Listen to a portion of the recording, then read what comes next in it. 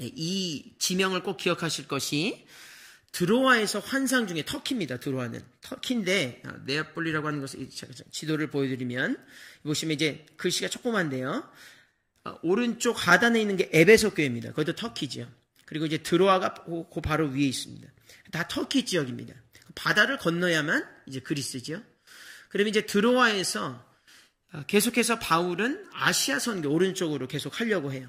먼저 세웠던 교회들을 위시해서 다 돌보려고 하는데 성령은 그걸 원하지 않고 오늘 그리스를 향하게 하시죠. 유럽을. 마게도냐 사람이 환상 중에 나와서 처음 들어간 항구 도시가 어디라고요? 네아폴리입니다. 제가 거기서 네아폴리 들어가기 전에 항구 도시 그 전경을 찍었습니다. 아름답습니다. 아름답고 물도 깨끗하고 사람들도 인심이 좋아요. 그래서 네아폴리 시내를 들어가면 오른쪽에는 다 바다죠. 당연히 바다고 이제 상업이랄까 요트랄까 여러 가지 그런 것을 볼 수가 있습니다. 그리고 이제 아이들이 일부러 거기 세웠어요. 뒤에 물인데도 제가 일부러 세워서 아마 이렇게 오지 않았겠느냐. 바울이 들어올 때 한번 우리가 그걸 느껴보자고 그렇게 해서 들어왔습니다. 바울도 생각이 있었지만 그렇게 하지 않고 바로 거기 보면 곧바로 네아폴리로 갔다고 그래 돼 있어요. 참으로 놀라운 일이죠. 그러나 그렇게 했을 때 어떻게 되었습니까? 바울은 환상 봤습니다. 여러분, 우리 인생 가운데 여러 가지 선택의 순간들이 있을 때 예수님이 주시는 환상이 있고 예수님이 기도 가운데 주시는 마음 따라가게 되기를 주의 이름으로 축원합니다. 결국에는 주님이 물으실 거예요. 너 그때 왜 그렇게 선택했냐고. 우리가 그러면 할 말이 있어야 되지 않겠어요? 바울은 거기에 있어서 곧바로 그 선택을 했다는 것을 알 수가 있습니다. 사랑하는 성도 여러분, 오늘 성지순례 보면서 남 얘기로 받지 말고 그래 내가 오늘 기도하면서 아주 오랫동안 체증이 묵었던 기도 제목들이나 선택의 어떤 기치들이 있으리라고 저는 생각합니다. 그건 제가 알 수 없으나 인생엔 다 그것이 있어요. 그렇다고 한다면 미루지 말고 예수의 뜻대로 하나님의 뜻대로 성령의 인도하신 대로 해서 여러분 열매 맺는 저와 여러분이 되어야 될 줄로 믿습니다. 그것이 네아폴리에서 제가 봤던 주의 뜻이었습니다. 이제 두 번째로 들어갈 것은 빌립보입니다. 익숙하시죠? 15km 올라가면 15분만 올라가면 바로 빌립보가 있습니다. 지도 보시면 네아폴리 작게 되어 있고 빌립보 그 위에 있습니다. 지금은 네아폴리가 더 커요. 도시 전체가. 지금 빌립보 가면 그렇게 크지 않습니다. 좀 시골 마을 같아요. 가게 되어지면 빌립보는 무엇으로 우리가 알고 있습니까? 빌립보는 여러분 여인을 한 명 기억하시면 돼요. 누굴까요? 그렇습니다. 두아디라의 자주장사 루디아입니다. 루디아. 최초로 유럽 쪽에서 세례받은 여인 누구입니까? 루디아죠. 그거 기억하세요. 빌립보는 루디아입니다. 그리고 빌립보 하면 루디아와 또 기억하실 것은 감옥입니다. 감옥. 바울과 실라가 무엇했을 때 감옥문이 열렸습니까? 찬송하고 기도했을 때. 그것이 바로 빌립보예요. 그것이 나옵니다. 나오죠. 제가 너무 길어서 읽지 않겠고요. 거기 가면 역시 당시 교회 없었기 때문에 루디아 기념교회가 그렇게 있는 것을 볼 수가 있어요. 안에 들어가면 이제 멋있게 해놨습니다. 성화도 있고 그렇게 해서 사람이 가면 아무것도 모르니까 적어놨어요.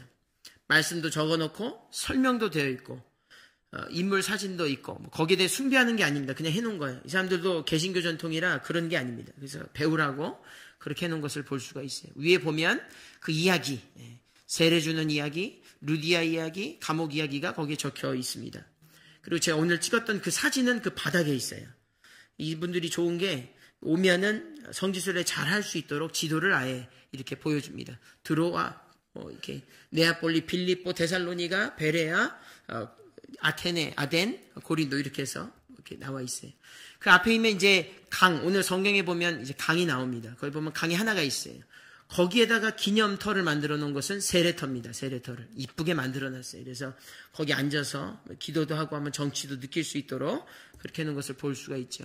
그래서 이제 여러 가지 그런 것들을 볼 수 있습니다. 그리고 감옥을 갇혔는데 바울이 왜 갇혔냐면 하나 사건이 나오죠. 이제 점쟁이 여인이 나옵니다. 그렇죠.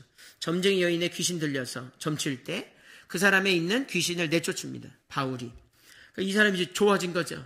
근데 문제는 뭐냐면 귀신이 나가고 이제 점칠 일이 없으니까 이 여인을 포주로 삼았던 사람들이 난리가 난 거죠. 그래서 바울을 고소해서 갇힌 거예요. 그래서 갇혔는데 어떻게 되었습니까? 찬송하고 했더니 감옥문이 열리고 간수 이야기 다 아실 거라 생각합니다. 그곳을 갔어요. 거기 갔는데 거기 굉장히 큰 곳이 있습니다. 가면은 여러분 터키도 그렇고 그리스도 그렇고 아고라 포럼이라고 하는 것이 있어요. 이게 뭐냐면 저잣거리입니다. 상점이 있고 사람 사는 데도 있고 막 여러 가지 있는 일들이 거기에 있죠. 그 고대 유물들을 다 땅에서 캐서 그렇게 잘 복원해 놓은 것을 볼 수 있었습니다. 굉장히 멀어요. 제가 주민을 굉장히 많이 해서 땡겨도 지금 광장 중간밖에 안 되는 거기 아이들 걷는 것을 제가 찍었습니다. 여러분 이제 잘 아시는 원형극장이 나오죠. 원형극장은 우리가 뭐 고문만 한다고 생각했는데 그런 게 아니고 엔터테인먼트 하는 곳입니다. 뭐 음악회를 한다든지 무슨 어떤 행위예술을 한다든지 쇼를 한다든지 뭐 그런 것을 했죠. 그 중에 하나 쇼가 바로 이 그리스도인들을 잡아서 사자를 푸는 거예요. 사자를 며칠씩 굶겨다가 이제 몸에다 기름칠을 합니다. 근데 이 그리스도인들을 누구랑 상종시켰냐면 아주 흉악한 범죄자들과 똑같이 그렇게 걷어놨다가 풀어서 거기다 이제 풀고 거기서 이제 고문하고 그렇게 하는 것은 사람들이 이걸 좋아하고 에베소에 가면 이 규모의 한 2배, 3배 돼요. 이게 지금 7,500석입니다. 근데 2배 이상 된다면 사람들이 앞에서 그런 수치를 당하죠. 이거 보게 되면 우리 인생이 다르지 않다고 생각이 되어집니다. 우리 인생도 이 세상 살면서 그리스도라고 우리가 핍박받고 어려움이 있을 거예요. 그러나 하나님은 우리 가운데 천국 잔치를 예배해 놓으셨어요. 이런 인간적이고 잔인한 그런 잔치가 아니라 하나님 예배하신 잔치는 그 사람들도 살려주는 잔치입니다. 여러분 우리가 이 모든 거 볼 때 하나님 우리가 이 참 어렵고 애워쌈을 당하고 우겨쌈을 당해도 끝까지 믿음 지키면 하나님께서 베풀어 주신 천국 잔치에 이 7,500명이 아니라 모든 인류가 다 들어가서 정말 영생복락 누리는 그런 일이 있게 될 줄로 믿습니다. 이거 보면서 우리가 뭐 분노라든지 그런 게 아니라 그래 인간은 그렇지. 그러나 우리가 하나님 예배해 두신 그곳에 가야지 생각을 해야 되겠습니다. 보면 이제 바스니카라고 하는 고대 근대 교회도 흔적도 있는 것을 알 수가 있고 드디어 이제 바울과 실라가 있었음직한 그런 감옥터가 있어요. 거기 뭐 이제 열리고 그때 당시에 문은 아니겠지요. 근데 보면 아주 습하고 음지예요. 거기서 찬송하고 그랬다는 것. 그리고 그것이 이 빌립보의 자랑이 되었습니다. 박해하고 그랬던 그것이 지금은 어딜 가나 바울 얼굴이 있어요. 빌립보에 가면은 자랑이 바울입니다. 예수 자랑이죠. 여러분 이 하나님의 능력인 줄로 믿습니다. 이게 굉장히 많이 와닿았어요. 이런 일들이 빌립보에서 일어난 것을 볼 수가 있습니다. 제가 느낀 것을 또 나누고 싶은 것은 바울과 실라가 성경 오늘 보니까 제가 몇 번 읽어봤어요. 근데 구해달라는 내용을 한 번도 하질 않습니다. 잡히거나 쫓기거나 매맞거나 할 때 바울은 한 번도 도와달라는 얘기를 하나님께 그렇게 한 적은 없는 것 같아요. 그런 것은 보기가 어렵습니다. 물론 하나님이 그렇게 주의 여정 따라 갈 때 주님이 알아서 열어주셨어요. 그런데 그 순간에도 바울은 자기 신변을 생각하지 않고 간수의 신변을 생각했어요. 참 놀라운 일이에요. 제가 도저히 이것을 나 같으면 도망갔을 텐데 복음을 전한다는 빌미로 내 신변을 안위해서 그래 열어주셨으니까 내가 가야지. 그렇게 했을 텐데 바울은 그 사람이 이제 자결하라는 걸 보면 하나 영광이 되겠어요. 바울은 그 성령 받은 사람이라 자기 처신을 그렇게 한 것을 볼 수가 있습니다. 진정 복음을 위한다는 것은 끝까지 위하는 것 같아요. 정말 끝까지 내 신변은 다 이왕 전할 거 계산하지 말고 내 신변은 어차피 감옥문을 열든지 닫든지 그래서 하나님의 소관이지. 그렇다면 복음을 전하고 보니까 두 가지를 했습니다. 바울이 하나님을 찬송하고 오늘 이제 크리스마스인데요. 하나님을 찬송하고 땅으로는 원망과 시비와 불평과 그런 거 하지 않고 복음만 전했어요. 이 놀라운 기치더라고요. 바울 안에서 다 일어난 일입니다. 그렇게 할 때 하나님 여러분의 인생의 감옥문도 열어주시고 간수도 회개하고 모든 인류가 구원을 받는 놀라운 역사가 있게 될 줄로 믿습니다. 그런 믿음을 배웠어요. 그렇지. 실제로 가니까 그런 것들이 많이 눈에 들어왔습니다. 그래서 그렇게 봤습니다. 빌립보에서. 그래서 빌립보에서 한 1시간 정도 이제 내려가면 이제 데살로니가가 나오죠. 여러분 다 익숙한 얘기입니다. 데살로니가는 유적은 많이 남아있지 않아요. 바울에 관련한 것은 많이 남아있지 않지만 간 것은 주요 도시고 그리스도의 제2도시입니다. 굉장히 크고 사람들이 보시면 굉장히 큰 성읍을 이루고 있죠. 여기서도 마찬가지로 어떤 일이 있냐면 이제는 복음을 전하다가 유대인들이 싫어합니다. 유대인들이 싫어해요. 자기들이 죽인 예수를 전하니까 싫은 겁니다. 그래서 바울 잡으려고 바울 잡으러 갔는데 딴 사람 잡았죠. 그 사람이 야손입니다. 기억하려면 하실 거예요. 야손 잡았는데 얼마 안 있다가 보석금 받고 놔줬어요. 왜냐하면 사람들이 이제 복음을 듣기 원하고 사람들이 이제 자기들이 이 사람들을 위하는 거예요. 하나님의 일을 하면 하나님이 역사하시는 거예요. 그래서 바울의 기념비는 아니고 거기 가면 313년에 콘스탄틴이 기독교를 공유를 해줬을 때 그때 공식적으로 인정했을 때 그 전에 마지막 순교자라고 여겨지는 드미트리우스라는 사람이 있다고 그래요. 그 사람을 기념해서 마찬가지로 세운 교회도 있었습니다. 여러분 또 느낀 것은 이 야손이 잡혔을 때 야손은 성경에 한 번 나오겠지요. 오늘 이야기로. 그의 감정이랄까 그의 행적은 그렇게 나오진 않아요. 하나 나오는 것은 바울 대신 잡혔다는 거예요. 억울하게. 바울 대신 잡혔다는 거죠. 저는 그 일상에 한번 투영해 보기를 원해요. 우리가 바울에 집중해서 우리가 놓치고 있는 것은 뭐냐면 우리가 다 바울로 쓰는 것은 아니죠. 우리가 다 바울로 가서 엄청난 업적 그런 것은 아니에요. 그러나 바울 혼자 일하는 것도 아니죠. 야손이 있었고 루디아가 있었고 뒤에 나오면 디도도 나옵니다. 디모데도 나오고 이런 참 한 번 나온 사람 있고 이름 없는 사람도 있습니다. 중요한 것은 그 누구라든지 주의 복음의 도구로 하나님을 쓰고 계시다는 거예요. 여러분 이 성지순례 가서 뭐 그런 것보다도 오늘 주어진 이 삶이 성지순례가 되어서 하나님의 생명책에 야손이 기록되든 여러분과 저가 기록되기를 주의 이름으로 축원합니다. 위로가 되었어요. 아 그래 야손도 있고 그래, 내 역할이 있지. 우리가 더 열심히 정진해야 되겠습니다. 데살로니가서 그렇게 이제 복음을 전했더니 사람들이 자꾸 잡으려고 하니까 너 가라는 거예요. 당신 빨리 피하라고 아테네로 4시간 밑으로 차로 4시간이니까 며칠 길이겠죠. 당신은 보냅니다. 당신은 디모데와 실라가 같이 있었는데 너 먼저 가라는 거예요. 너가 지금 안 되겠다고 먼저 보내는 그것이죠. 그것이 아덴인데 아덴에 가는 길에 베레아를 만납니다. 잘 아시죠? 베레아라는 동네가 있어요. 거기에서 복음을 교회는 세우지 않았습니다. 빌립보도 세우고 데살로니가도 세웠지만 베레아에서는 강단에서 설교만 했어요. 근데 거기에 기록이 되어진 것은 그 베레아 사람들은 잠깐 있었지만 굉장히 경청했다는 거예요. 말씀을. 굉장히 경청하고 사람들이 젠틀하다는 거예요. 그 내용이 나와 있습니다. 작은 마을인데 아주 정치가 있고 아주 아름다운 마을이 있었어요. 그래서 올라가서 빽빽하게 왜냐하면 산지니까 모여 살지요. 그렇게 한 것을 볼 수가 있습니다. 전경도 아름다웠습니다. 그래서 거기 이제 마을 거의 이제 꼭대기쯤에 바울을 기념하는 강단이 역시나 되어 있었어요. 그래서 거기 말씀에 오늘 지금 읽은 이 해당하는 내용이 거기에 적혀 있어요. 그 내용이 베레아에 대한 내용이 있습니다. 이제 바울이 전하는 모습, 그쵸? 보면 강단 어떻게 그냥 그림으로 나타낸 걸 볼 수 있죠. 아마 당시 있던 강단의 일부를 떼내서 이렇게 실제로 놓은 것을 볼 수가 있습니다. 여러분 제가 놀란 게 있어요. 제가 가기 전에 한인교에서 들은 얘기가 있어요. 뭐냐면 베레아 사람들은 이 자부심이랄까 이런 게 있다는 거예요. 바울이 칭찬했고 젠틀하다는 거. 그리고 진짜 그렇게 살려고 한대요. 그래서 뭐 그렇겠거니 그랬는데 진짜 그런 거예요. 갔더니 저희 집사람이 좀 아파서 약국에 들어갔어요. 얼마나 친절한지. 누구를 만나도 그렇게 친절해요. 가면은 바울을 생각하면서 예수의 정신을 그들이 지금까지도 지켜오고 있다는 거죠. 제가 느낀 것이 있어요. 칭찬 한 번만 사람들이 하고 그것이 성경에 적혀지니까 그 말을 지키기 위해서 그들이 살아낸다는 거죠. 칭찬의 능력이 그렇게 대단해요. 목사님 난 칭찬이 없어. 중요한 건 메시지는 뭐냐면 칭찬 받을만 해야 된다는 거죠. 우리가 억지 칭찬 그거 말고 성경이 증거하듯이 그러나 하나님이 칭찬하시면 세상도 인정해 주는 거예요.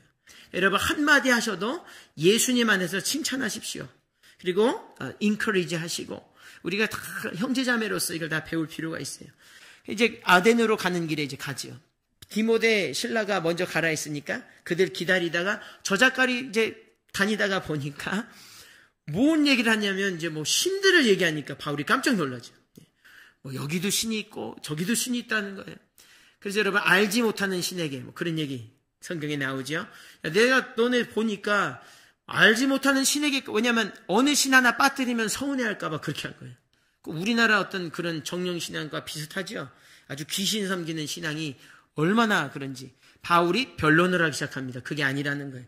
예수가 답이라는 겁니다. 예수가 은혜요, 예수가 구원자라는 거예요. 담대하게 전하고 부활을 전하니까 철학자들이 깜짝 놀랐어요. 왜냐하면 들어본 적이 없거든요. 그런 거를. 이거 들어본 적이 없어요. 철학자들이 죽이려고 한 게 아니고 야, 좀 얘기해봐 이러는 거예요. 얘기해봐 와서.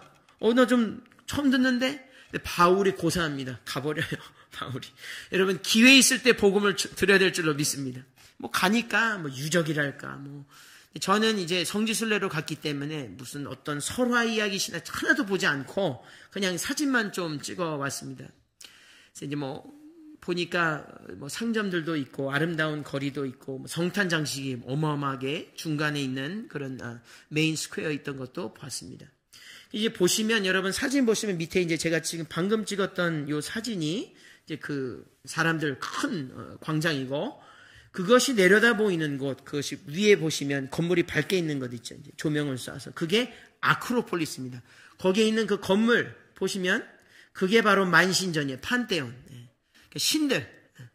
이게 보시면 터키도 가보시면 버가모 같은 데 가면 더 높아요.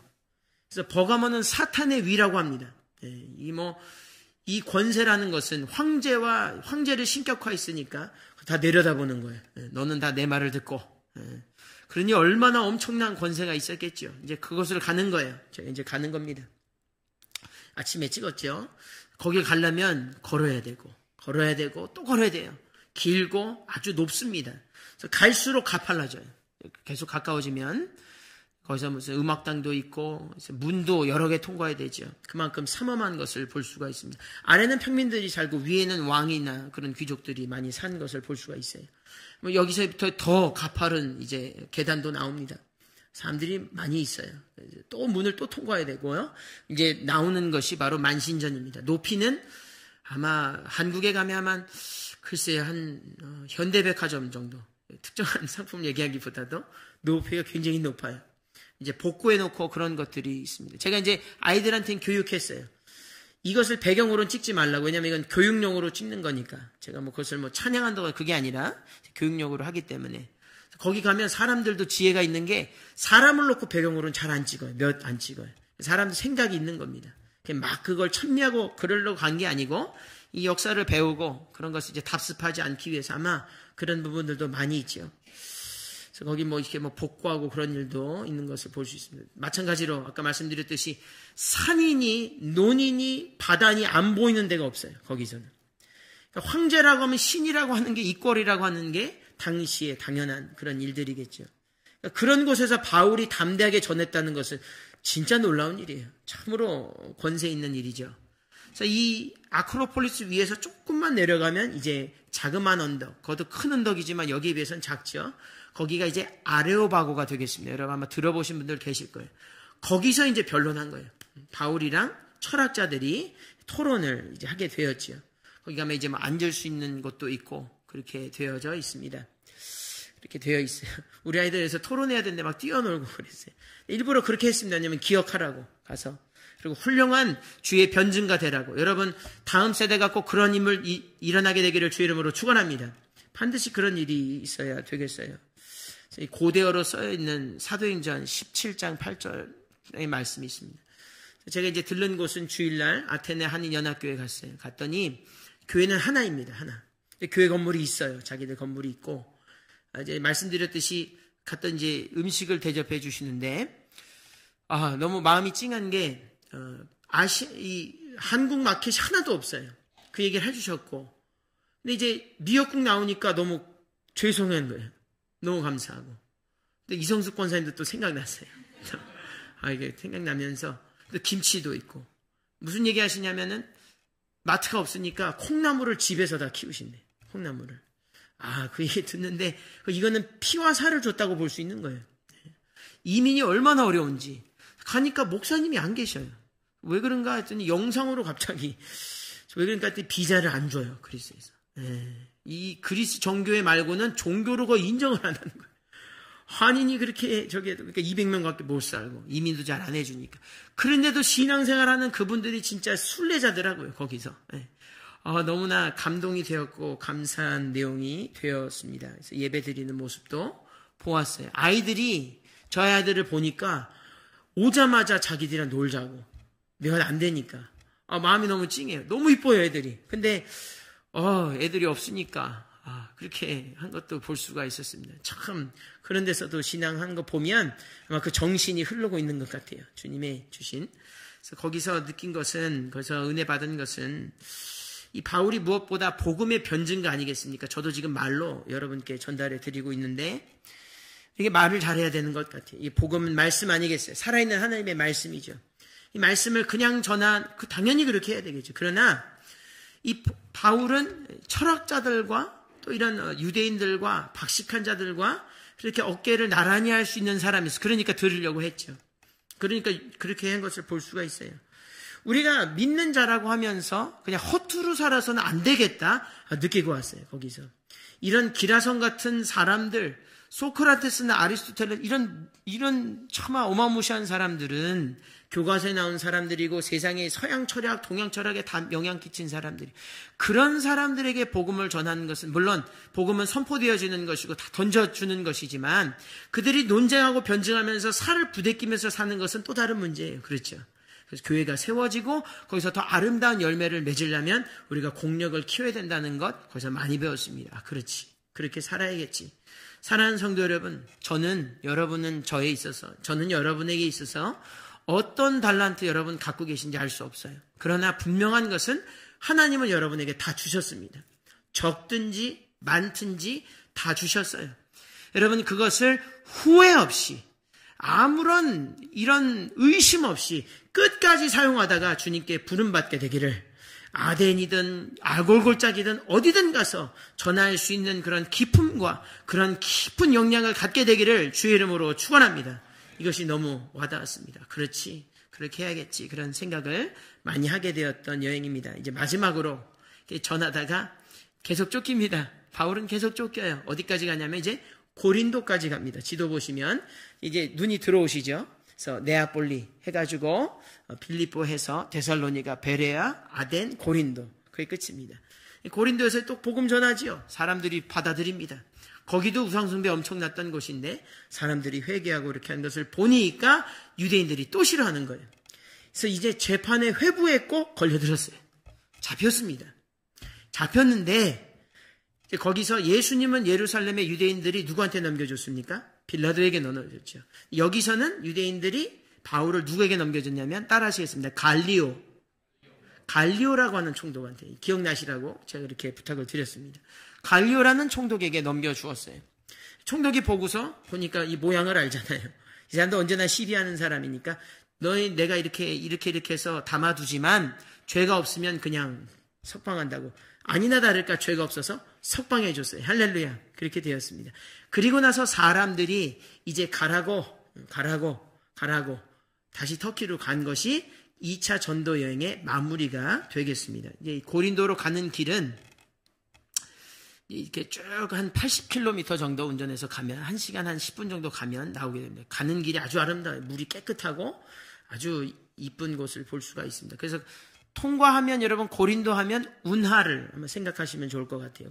이 세계 3대 운하 중에 하나입니다. 그래서 가장 작은 운하기는 하나, 짧고 깊어요. 또 굉장히 가니까 생각보다 깊고 좁지만 일로는 이제 해상무역은 없고 관광 여객선들이 다닌다고 하는 그런 곳이 있었습니다. 그래서 이제 달려서 어디를 가냐면 바울이 잡혀서 재판받은 곳이 있어요. 거기에. 그것을 재판석이라고 합니다. 거기시 이제 시지프스 산이라고 하는, 이제 그리스 로마 신화에 나오는 그 산 밑에 있어요. 당연히 그 밑에 아폴로 신전이 이렇게 떡하니 있죠. 거기서 신들과 사람들에 둘러싸여서 재판받았으니 얼마나 어려웠겠어요. 어쨌든 그런 일이 있었다고 하는 거죠. 이게 바로 재판석입니다. 비마라고 하는 곳, 이곳에 갔어요. 근데 갔는데 참 감회가 새로웠습니다. 그래서 그 위에 가게 되어지면 위를 갈 수가 있어요. 재판석에 한번 서볼 수가 있습니다. 그래서 위에서 재판하는 그런 곳에 가서 어떤 말씀이 있냐면 고린도 후서 4장 17절이 그렇게 되어져 있어요. 같이 한번 읽어보실까요? 16절에서 18절 시작. 그러므로 우리가 낙심하지 아니하노니 우리의 겉사람은 낡아지나 우리의 속사람은 날로 새로워지도다. 우리가 잠시 받는 환난에 경한 것이 지극히 크고 영원한 영광에 중한 것을 우리에게 이루게 함이니 우리가 주목하는 것은 보이는 것이 아니요 보이지 않는 것이니 보이는 것은 잠깐이요 보이는 것은 영원함이라. 아멘. 그렇게 되어 있습니다. 그 재판석에 서니까 참 많은 생각이 들었습니다. 결국 바울이 쫓김당하고 어려움 겪다가 재판받는 자리에까지 나아갔어요. 그래서 제 모습이 한눈에 들어왔습니다.